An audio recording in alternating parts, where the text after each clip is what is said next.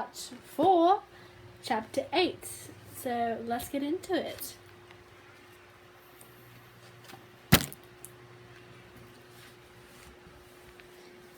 Chapter 8. The good weather holds. It's almost like June, when we could get out our sundresses and our sandals and go for an ice cream cone. There are 3 near bodies on the wall. One is a priest still wearing the black cassock. That's ironic. A priest being hung in a church. That's ironic.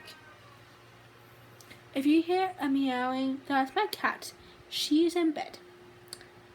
So just ignore her. She's just having a good old-fashioned whinge. Bye.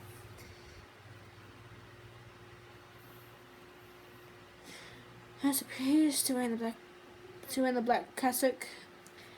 That's been put on him for the trial, even though they've gave up wearing those years ago.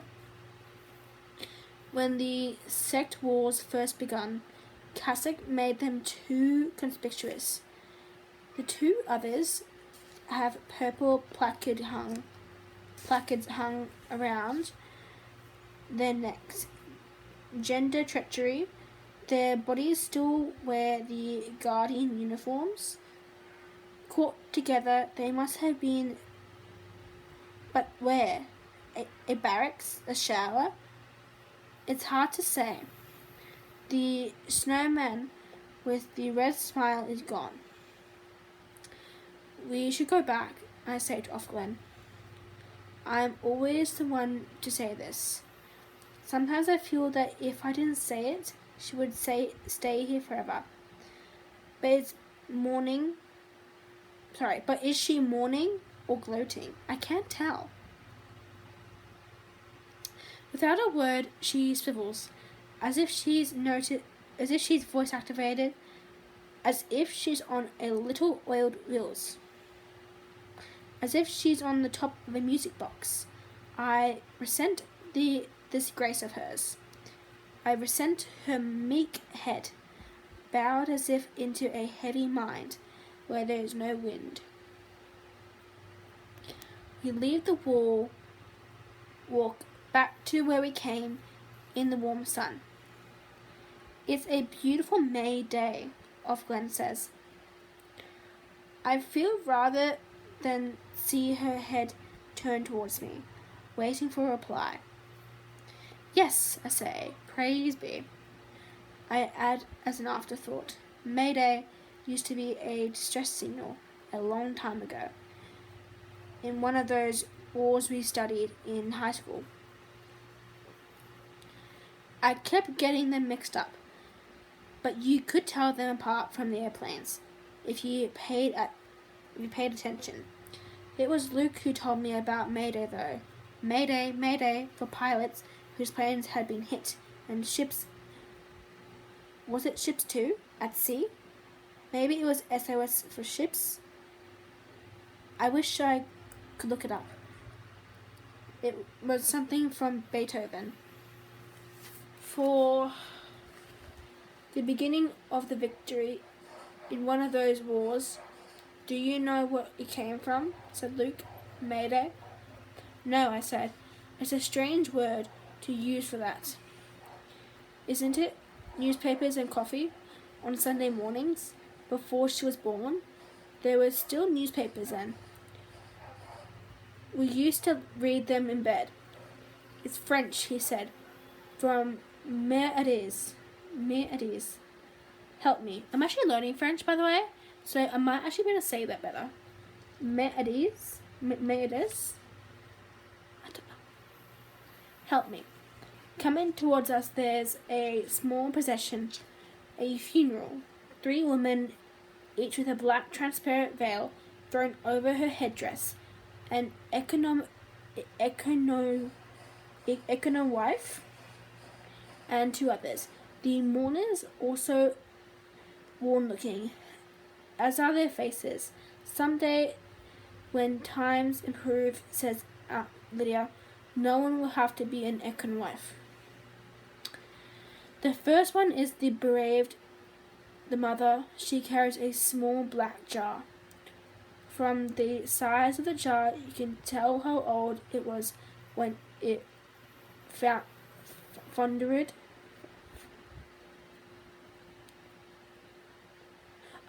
Founded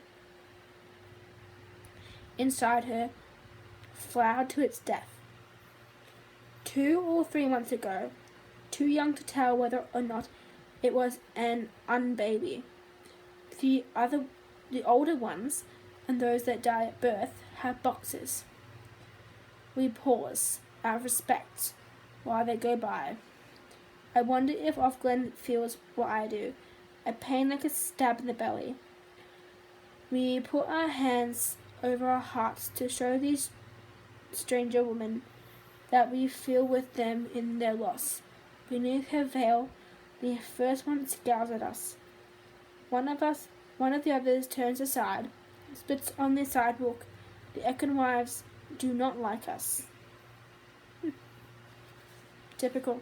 You show them compassion and they spit at you. We go past the shops and come to the barrier again, and are passed through.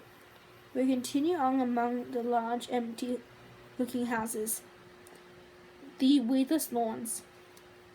At the corner near the house where I am posted, Offred stops, turns to me. Under his eye, she says, "The right farewell." Under his eye, I reply, and she gives me a little nod.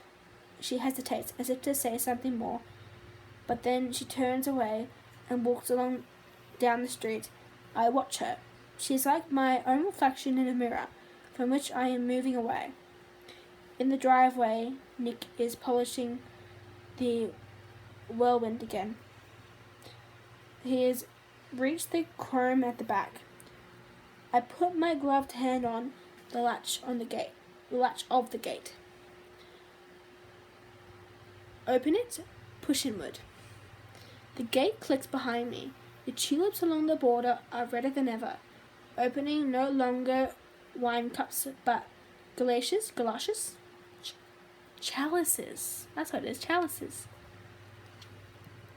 Thrusting themselves up. To what end? They are, after all, empty when they are old. They turn themselves inside out. They explode slowly. The petals thrown out like shards. Nick looks up and begins to whistle. Then he says, "Nice walk." I nod but do not answer with my voice. He isn't supposed to speak to me. Of course, some of them will try, said Aunt Lydia. Excuse me. All flesh is weak. All flesh is grass. I corrected her in my head. They can't help it, she said. God made them the way they...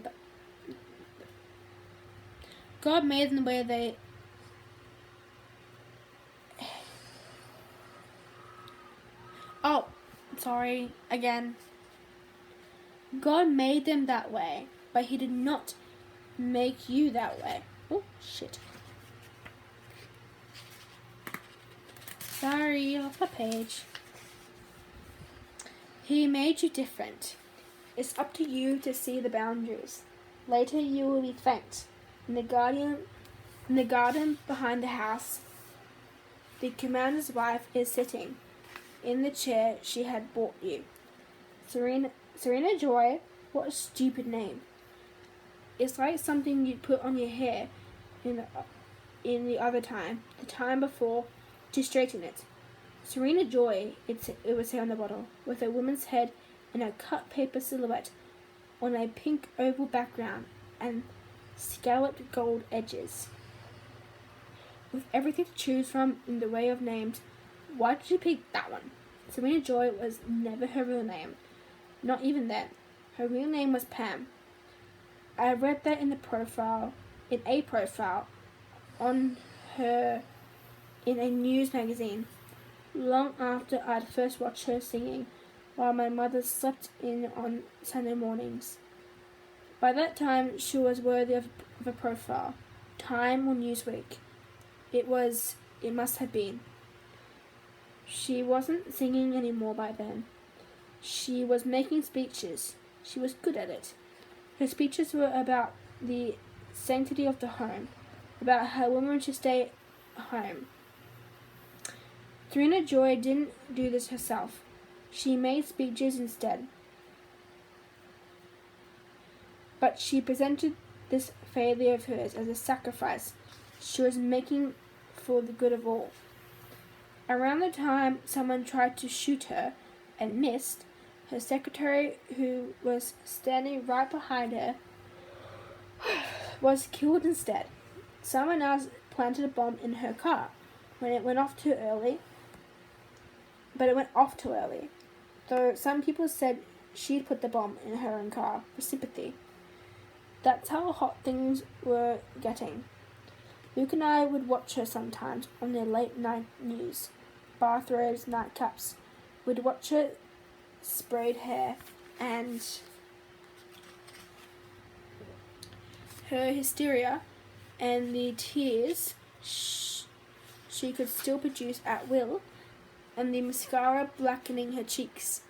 By that time, she was wearing more makeup. He thought she was funny, or Luke thought she was funny. So we thought she was funny, or Luke thought she was funny. I only pretended to think so. Really, she was a little frightening. She was in earnest. She doesn't make speeches anymore. She has become speechless.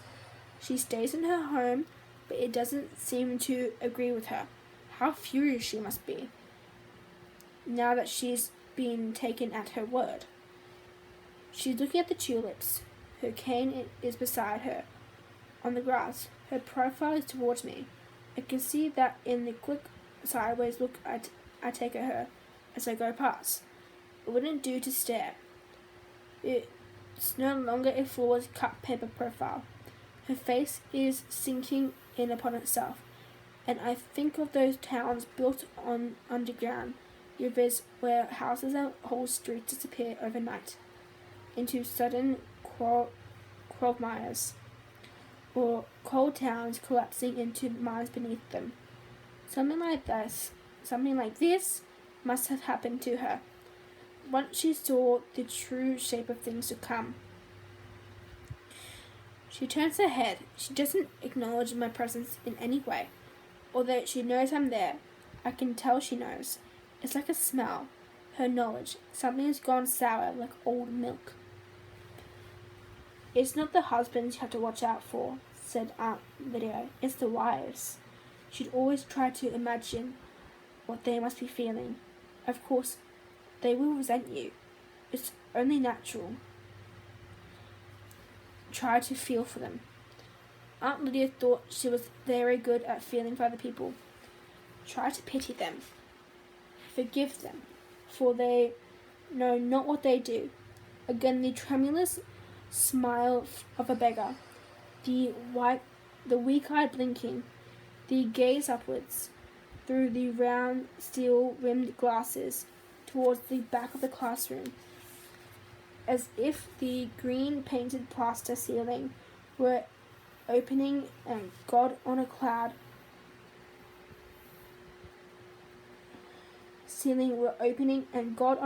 of pink pearl-faced powder were coming down through the wires and sprinkler plumbing. You must realize that they are defeated women. They have been unable. Her voice broke off, and there was a pause, during which I could hear a sigh, a collective sigh, from those around me. It was a bad idea to rustle or fidget during these pauses. Aunt Lydia might look abstracted, but she was aware of every twitch, so there was only the sigh. The future is in our hands, she resumed. She held her own hands out to us. The ancient gesture that was both an offering and an invitation to come forward, and to an embrace, an acceptance. In your hands, she said, looking down at her own hands, as if they had given her the idea. But there was nothing in them. They were empty. It was our hands that were supposed to be full of the future, which could be held but not seen. I walk around the back door, open it, go in, set my basket down on the kitchen table. The table has been scrubbed off, cleared of flour. Today's bread, freshly baked, is cooling on its rack. The kitchen smells of yeast, a nostalgic smell. It reminds me of kitchens that were mine. It smells of mothers, although my own mother did not make bread. It smells of me, in former times, when I was a mother. This is a treacherous smell, and I must shut it out. Rita is there, sitting at the table, peeling and slicing carrots. Old carrots that are thick ones, overwintered, bearded from their time in the storage. The new carrots, tender and pale, won't be ready for weeks. The knife she uses is sharp and bright and tempting. I would like to have a knife like it. Rita stops chewing the carrots, stands up, takes the parcels out of the basket almost eagerly. She looks forward to seeing what I've brought, although she always frowns while opening the parcels. Nothing I bring fully pleases her. She's thinking she could have done better herself. She would rather do the shopping, get exactly what she wants. She envies me the walk. In this house, we all envy each other something. They've got oranges, I say, and at milk and honey.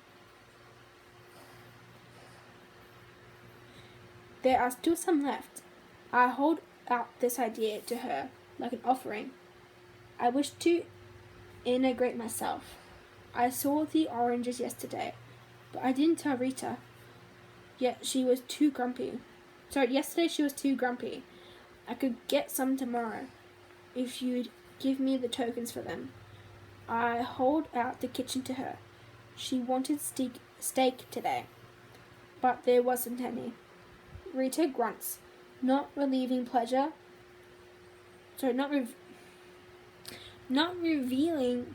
or acceptance. She'll think about it, the grunt says, in her own sweet time. She undoes the string on the chicken and the glazed paper. She prods the chicken, flexes a wing, pokes her finger into the cavity, fishes out the giblets. The chicken lies there, headless and without feet, goose-pimpled as though shivering. Bath day, Rita says, without looking at me. Cora comes into the kitchen from the pantry at the back where they keep mops and brooms. A chicken, she says, almost with delight. Scrawny, says Rita, but it'll have to do. There was much else, I say. Rita ignores me. Looks big enough to me, says Cora. Is she standing up for me? I look at her to see if I should smile, but no, it's only the food she's thinking of. She's younger than Rita. The sunlight coming slant now through the west window catches her hair, parted and drawn back. She must have been pretty quite recently. There's a little mark, like a dimple, in each of her ears. There's the punctures from earrings have grown over. Where the punctures for earrings have grown over. Tall, says Rita, but bony. You should speak up, she says to me, looking directly at me for the first time. Ain't like you're common, she means the commander's rank. But in other sense, her sense, she thinks I am common. She is over 60, her mind's made up. She goes to the sink, runs her hands briefly on the tap, dries them on a dish towel. The dish towel is white with blue stripes. Dish towels are the same as they always were. Sometimes these flashes of normality come at me from the side like ambushes. The ordinary, the usual, a reminder, like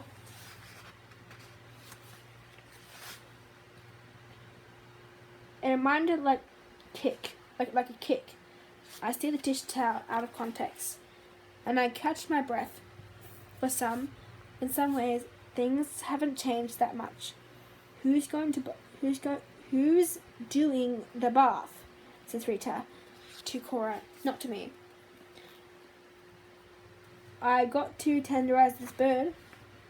I'll do it later, says Cora, after the dusting. Just so it gets done, said Rita. They're talking about me as though I can't hear. To them, I'm a household chore, among many. I've been dismissed. I pick up the basket, go through the kitchen door, along the hall, towards the grandfather clock. The sitting door is closed. Sun comes through the fanlight, falling in colours across the floor. Red and blue, purple. I step into it briefly, stretch out my hands. They fill with flowers of light. I go up the stairs, my face distant and white and distorted, framed in the hall mirror, which bulges outward like an eye under pressure. I follow the dusty pink runner down the long upstairs hallway, back to the room. There's someone standing in the hall, near the door to the room where I stay. The hall is dusty. This is a man. His back to me. He's looking into the room, dark against its light. I can see now it's the commander. He isn't supposed to be here. He hears me coming, turns, hesitates, walks forward, towards me. He is violating custom. What do I do now? I stop. He pauses. I can see his face. He's looking at me. What does he want? But then he moves forward again, steps to the side to avoid touching me, inclines his head, is gone. Something has been shown to me, but what is it? Like the flag of an unknown country, seen from an instant above a curve of hill. It could mean attack. It could mean parley. It could mean the edge of something, a territory. These signals animals give one another. Lowered blue eyelids. Ears laid back. Raised hackles. A flash of bared teeth. What in hell does he think he's doing? Nobody else has seen him, I hope. Was he invading? Was he in my room? I called it mine. End of chapter 8. Next chapter is chapter 9. Duh. I will see you later for it. So, yeah. I'm sorry this video was also kind of on crack. It's not intentional. It just happens sometimes. And I can't be bothered to start this video and then pause if something goes wrong and then start it again and then pause it and go on and go on and go on, which I did for the first 2 videos and it was bloody exhausting. So I'm just filming this all in one, and there's a bit of chaoticness. Well, it's a bit chaotic, but also makes it more fun. So, yay!